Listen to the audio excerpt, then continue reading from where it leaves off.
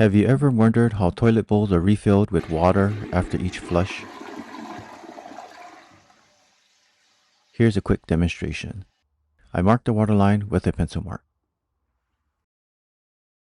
Turn off the water supply valve and flush the toilet.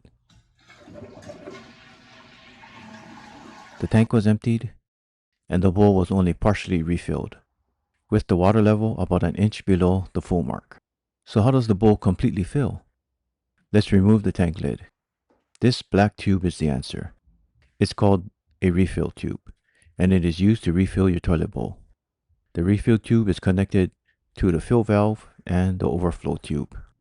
Water from the fill valve flows through the refill tube, down into the overflow tube, out of the rim jets and siphon jet to refill the bowl.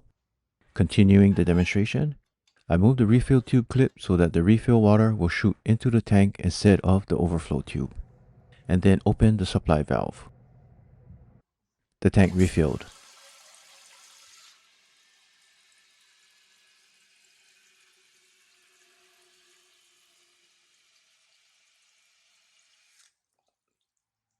But the bowl did not refill. Again, this is because the refill water was shooting into the tank and not the overflow tube. 2 bottles of water were poured into the overflow tube. And here you can see the bowl water level rise.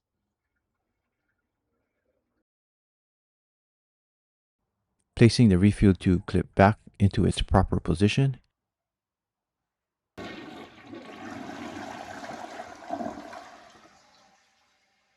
the flow of refill water is shot into the overflow tube to refill and top off the water level in the bowl.